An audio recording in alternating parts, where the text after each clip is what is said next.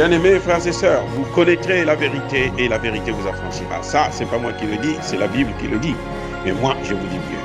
Vous connaîtrez la vérité historique, notamment celle de vos ancêtres kémites, et vous aurez une vision globale de ce que c'est que la vraie souveraineté politique. J'ajoute, vous reviendrez à la spiritualité africaine ancestrale et vous comprendrez les enjeux de l'indépendance économique. Et pour terminer, vous accepterez votre identité culturelle kémite et vous obtiendrez deux choses. La première, c'est la paix. La seconde, c'est le développement, à une condition. L'unité de toute l'Afrique noire, l'unité de tous les Noirs du monde entier. Otep à tous, bienvenue sur la chaîne des panafricanistes, par essence, par conviction et par excellence. Celle des citoyens kémites par nécessité et obligation de combat. Nous sommes une chaîne qui n'est guidée que par nos ancêtres et rien que par les ancêtres qui appartiennent à l'égrégore du monde noir. Par conséquent, nous ne croyons en aucun Dieu venu de l'étranger. Toutefois, cette vidéo n'est aucunement destinée à inciter à la haine ou à la violence, car nous menons un combat qui est d'abord et avant tout spirituel, intellectuel et démocratique. Ensuite, il est politique, géopolitique et géostratégique. Contre l'impérialisme, le colonialisme, le néocolonialisme et l'endocolonat, qui sont tous qualifiés de crimes contre l'humanité.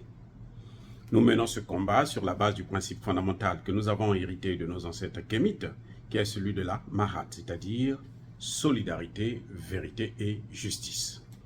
Vous êtes donc en droit de connaître la vérité et nous avons l'obligation de vous dire la vérité, rien que la vérité, afin que justice soit rendue au continent africain. Et ça, c'est notre modeste contribution dans cette noble lutte en faveur de la souveraineté, la dignité, la solidarité et l'unité africaine. C'est exactement ça que nous appelons le panafricanisme. Bien-aimés frères et sœurs, le président mauritanien, Mohamed Ould Ghazouani, a déclaré devant son parlement qu'il voulait que le Mali revienne dans le G5 Sahel. Ce monsieur est l'un des hypocrites, hypocrite de dernière génération. Parce que déjà quand il parle du G5 Sahel, nous savons tous que depuis mai 2022, le Mali s'est retiré du G5 Sahel. Donc, on ne peut plus appeler ça le G5 Sahel, on ne peut appeler ça que le G4 Sahel, à la rigueur, puisque le Burkina fait encore partie. G4 Sahel. Mais s'ils ont gardé le nom, c'est qu'ils sont malhonnêtes. On pense qu'on peut mettre le Mali devant le fait accompli. Que bon, comme on a toujours le nom G5 Sahel, donc le Mali va finir par revenir. Alors que le Mali vous a dit, non, je ne suis plus là-dedans. La moindre des choses, c'était renommer d'abord l'institution G4 Sahel et maintenant venir voir le Mali pour dire, bon, mon frère, écoute, nous avons tel problème. Est-ce que ce ne serait pas mieux qu'on puisse mener le combat ensemble? Parce que nous avons tous les mêmes problèmes. Encore que, ce n'est pas les mêmes problèmes. Le Tchad n'a pas un problème de terrorisme. Le Tchad a un problème de rébellion. Attendez, on va reprendre. Dans le G5, le fameux G5 Sahel, moins le Mali, le Tchad a un problème de rébellion. Ce sont des rebelles qui attaquent le gouvernement tchadien et la population. Le Mali, le Niger et le Burkina Faso ont un problème de terrorisme. La Mauritanie avait le problème de terrorisme, mais depuis 2011, la Mauritanie n'a plus eu d'acte de terrorisme sur son sol. Depuis 2011, comme par hasard, ça fait maintenant 12 ans, le terrorisme a pris fin en Mauritanie. Pourquoi la Mauritanie veut encore rester dans le G5 Sahel, moins le Mali? Dites-moi, vous, comment vous expliquez ça? Ça fait 12 ans qu'il n'y a plus d'acte terroriste en Mauritanie. À quoi ça sert de rentrer encore dans le G5? Rester dans le G5 ou G4 Sahel? Donc vous voyez, déjà, ça montre bien qu'il y a un problème là de malhonnêteté politique et intellectuelle grave. C'est comme des enfants qui ne réfléchissent pas, qui sont toujours derrière le gain, ce qu'ils aiment. Les bonbons, ah, il faut leur donner des bonbons. Les bonbons qui viennent de la France, les bonbons qui viennent de l'OTAN. Quand il parle du G4 Sahel, ou du G5 Sahel, moins le Mali s'est battu, tout le monde l'a vu, coréen, au Conseil de sécurité de l'ONU, dans toutes les institutions internationales, pour chasser la France de son territoire. Tous les soldats français ont quitté son territoire. Après, ils comptent passer maintenant par l'amunissement. Le Mali a continué à mener le combat jusqu'à ce que le Mali a évincé l'amunissement et a expulsé cet amunissement. Maintenant, cet amunissement est sur le point de départ. En ce moment, ils sont en train de fermer les bagages pour partir. La force Barkhane que le Mali a chassée, elle est allée s'installer au Niger. Et non seulement il y a Barkhane, le Niger a reçu, Bazoum a reçu aussi les Américains, les Espagnols, les Anglais, les Allemands. Toute la clique de l'OTAN est venue s'installer au Niger. Ça veut dire quoi? Ça veut dire que si le Mali revient encore dans le G5 Sahel, ça veut dire que le Mali donne encore une occasion à la France, aux États-Unis, à tous ces pays-là, qu'elle a bouté hors de son territoire, de revenir par la petite porte et de faire exactement ce qu'ils ont commencé à faire depuis longtemps. Donc quand le président mauritanien demande au Mali de revenir dans le G5 Sahel, c'est qu'il est mentalement déréglé. Je suis désolé, c'est un chef d'État, mais il est mentalement déréglé. Ce président qui est dans un pays à majorité noire, mais que les Noirs n'ont jamais accédé au pouvoir, c'est celui-là qui veut donner des leçons de bonne gouvernance, de démocratie, d'équité, de justice sociale au Mali. Vous voyez un peu comment les gens sont malhonnêtes jusqu'aux os. C'est triste. C'est triste. On les tolère, on les accepte, parce qu'ils sont venus sur notre territoire, nos ancêtres avaient commis l'erreur de les recevoir. On est obligé de gérer avec. Mais il faut que ça s'arrête maintenant de nous maltraiter sur notre propre territoire. Vous voyez la majorité des terroristes qu'il y a au Mali, là. Je dis bien, les grands patrons, là, ce sont des Arabes. Parce qu'ils veulent aussi prendre le Mali, le Burkina Faso, et puis petit à petit rentrer dans le golfe de Guinée. Donc ils prennent, et puis avec les Français, les Occidentaux, ils vont gérer nos pays, nos matières premières. C'est tout ce qu'ils font. Depuis que nous les avons rencontrés, ce n'est que le malheur. Mais incroyable que ces gens-là ne puissent pas changer. Maintenant que nous savons ce qu'ils sont, il faut qu'ils arrêtent. Il faut qu'ils arrêtent. Le Mali ne peut pas revenir. Ce monsieur ne peut même pas. C'est de l'audace de demander au Mali de revenir dans le G5 Sahel, moins le Mali. Mais il y a plus grave. Il n'y a pas longtemps, la Mauritanie, je vous ai sorti une vidéo où je disais que la Mauritanie a ouvert la porte à l'OTAN en Afrique.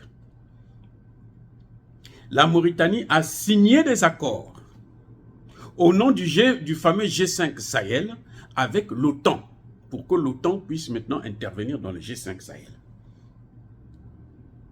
Et l'OTAN, c'est qui? L'OTAN, c'est les États-Unis. Mais l'OTAN vient avec qui dans ses valises? Il vient avec la France. La même France, qui, comme toujours, ne veut pas lâcher l'Afrique. On a beau dire, nous, on ne veut plus de ton aide. Reste avec ton aide. Vis avec ton aide. Débrouille-toi avec ton aide. Nourris tes Français. Paye les retraites. Investis dans l'industrialisation de la France. achète des matières premières ailleurs, ne vient pas acheter en Afrique. Elle s'accroche, je dois rester en Afrique. Mon avenir, c'est chez vous. On n'en a pas besoin. Bref, la Mauritanie signe des accords avec l'OTAN. Moyennant bien entendu de l'argent. On lui a donné de l'argent, il a signé des accords. C'est comme, vous avez vu le Rwanda, qui va signer en Angleterre des accords pour reprendre les réfugiés qui veulent aller en Angleterre et puis les garder au Rwanda. Pour une valeur de 150 millions. Qu'est-ce qu'elle fait? Elle va maintenant chercher à occuper le territoire congolais pour prendre ces terroristes-là, parce que les Anglais ne vont pas envoyer des gens sérieux. Ils vont envoyer des terroristes, les prendre, les envoyer au Congo démocratique pour aller pourrir le pays. Alors que c'est lui qui va faire signer des accords. Il n'a qu'à les garder au Rwanda. Donc la Mauritanie aussi, elle est allée signer des accords avec l'OTAN. Ben, n'a qu'à gérer son OTAN sans le Mali. Maintenant, elle évoque le fait que le Mali est le pont entre la Mauritanie et le Niger, le Burkina Faso. Parce que la Mauritanie n'a pas de frontière avec le Niger et le Burkina Faso. Où est le problème du Mali? Quand elle partait signer des accords, là, elle ne savait pas. Quand le Mali demandait de gérer pendant 1 an seulement le G5 Sahel, quand la France a demandé à Idriss Déby de ne pas lui accorder, ne transmettre le pouvoir, elle a préféré donner à la Mauritanie. Pourquoi la Mauritanie n'avait pas dit non, c'est pas comme ça que ça se passait. Les accords que nous avons signés sont ceux-ci. Mais on ne peut pas continuer à jouer avec la vie des autres. Si la Mauritanie veut jouer avec la vie des Mauritaniens, malheureusement les Noirs payent le prix. Mais qu'elle gère ça seule. Qu'elle laisse le Mali tranquille. Maintenant, vous voyez ce voyou de président, il dit que la lutte contre le terrorisme n'est pas dissociable de la pauvreté, de l'injustice sociale, de la malgouvernance, du changement climatique, des absences de perspectives et de tensions sociales. Mais tout ce qu'il est en train de dire là, c'est pays par pays. C'est-à-dire qu'il y a la tension sociale au Mali, ça n'affecte pas la tension sociale en Mauritanie.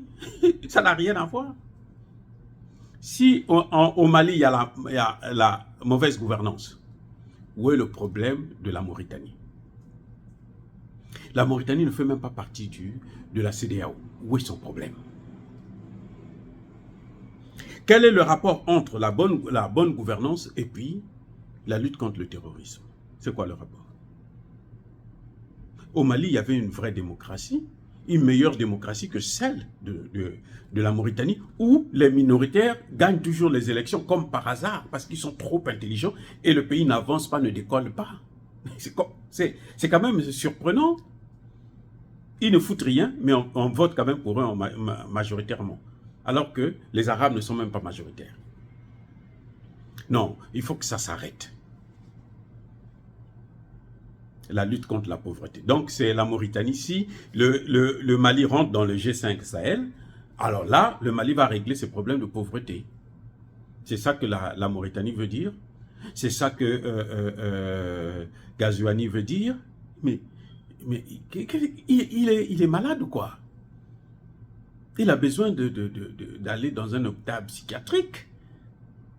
Parce que ce qu'il dit, ça n'a aucun sens. C'est en rentrant dans le G5, mais ils étaient dans le G5 Sahel. Ils n'ont jamais pu avoir le budget total du G5 Sahel. Malgré la présence de la France. Cette France qui, chaque fois que nous on crée une institution chez nous, elle vient, elle prend cette institution, elle prend le lead et puis elle détruit l'institution de l'intérieur. Et les chefs d'État africains, malheureusement, continuent à tomber dans le piège. Mais cette fois-ci, si le Mali tombe dans le piège, c'est que Assimi Goïta n'a rien compris. Et je ne suis pas sûr que Assimi Goïta va encore tomber dans ce piège. Qu'il rembourse l'argent qu'il est allé prendre à l'OTAN là-bas. Ça, c'est son problème avec l'OTAN et avec les autres pays du G4 Sahel ou du G5 moins le Mali. C'est pour ça que j'ai d'ailleurs pensé que le Burkina Faso devrait sortir de cette institution. Parce que, en chassant la France, et que la France vient dans le cadre de l'OTAN, elle a le droit de survoler le territoire burkinabé. Elle a le droit de continuer à équiper et à financer les terroristes. On ne sait pas pourquoi en Mauritanie, il n'y a plus de terroristes. Parce que la Mauritanie a une armée performante? Non, ce n'est pas vrai. Ce sont les négociations avec les autres. Ce sont eux qui ont décidé que non, il faut laisser la Mauritanie, puisque notre problème c'était le Mali. Comme ils avaient déjà le Mali, ils ont laissé la Mauritanie tranquille. Mais vous allez voir, ça va reprendre, mais ce n'est pas le problème du Mali. Ça n'a rien à voir avec le Mali. Je pense que le président Assimi Goïta doit rester dans sa position, parce qu'on ne revient jamais sur son vomi. Dire cela, c'est inciter à la haine ou à la violence? Non. Il faut que le président mauritanien sache que le terrorisme est arrivé au Mali par la faute de l'OTAN que lui, il est allé prendre pour les faire rentrer par la petite porte. C'est l'OTAN qui a détruit la Libye, qui a amené les terroristes d'abord en Libye et qui les a éjectés dans le Sahel. Et on ne peut pas lutter contre le terrorisme avec ceux qui ont amené le terrorisme en Afrique. Si la Mauritanie veut avoir des rapports bilatéraux avec le Mali, ça, ce n'est pas un problème, mais à ce moment, c'est sans l'OTAN, sans les forces qui sont au Niger. Dire cela, c'est inciter à la haine? Non. Encore une fois, soyez bénis, abondamment bénis par le Dieu des Kémites et par nos ancêtres angélisés. Mais que tous ceux qui persécutent le continent africain le pillent et le déstabilisent, qu'ils soient noirs, blancs, chinois, arabes, indiens, qui qu'ils soient maudits, punis, foudroyés, neutralisés, effacés, écrasés par le Dieu des Kémites et par nos ancêtres angélisés. Vive l'Afrique éternelle, j'ai dit et j'assume.